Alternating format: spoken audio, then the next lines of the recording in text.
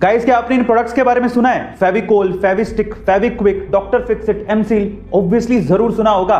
लेकिन क्या आपको पता है कि सारे के सारे प्रोडक्ट एक ही कंपनी ओन करती है, जिसका नाम है पीडीलाइट इंडस्ट्रीज। और पीडीलाइट इंडस्ट्रीज के फाउंडर और ओनर है मधुकर पारेख, जो कि पूरे इंडिया के 70वें सबसे अमीर आदमी हैं, जिनकी नेटवर्थ 13,000 करोड़ से भी ज्यादा है। अब आप लोग सोच रहे होंगे कि शायद मधुकर पारेख जी पुश्तैनी रईस रहे होंगे, लेकिन ऐसा नहीं है। मैं आपकी जानकारी के लिए आपको बता दूं कि एक समय ऐसा था जब मधुकर पारेख जी मुंबई में एक लकड़ी व्यापारी के यहां पर पियोन की तरह काम करते थे।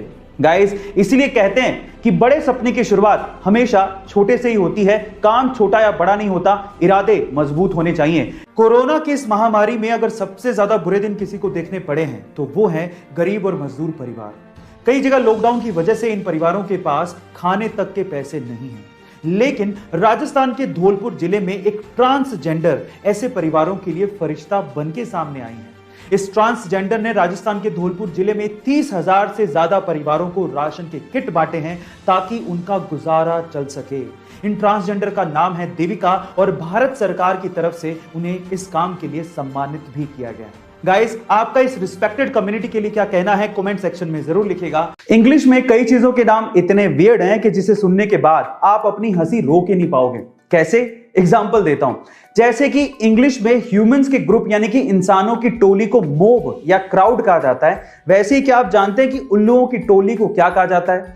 उल्लुओं की टोली को इंग्लिश में पार्लियामेंट कहा जाता है। इसी तरह से वाइल्ड बीस्ट की टोली को कंफ्यूजन, जिराफ की टोली को टावर, राइनोस की टोली को स्टबननेस और पांडास की टोली को एम्बैरेसमेंट कहा जाता है। अब इन्हें नाम क्यों दिए गए, आप लोग चैट सेक्शन में जरूर। चेहरे की स्माइल आपकी खूबसूरती पर 4 चांद लगा देती है और उसमें सबसे इंपॉर्टेंट रोल आपके दांतों का होता है। अब मैं ऐसा क्यों कह रहा हूं, जरा ध्यान से इस पिक्चर को देखिएगा।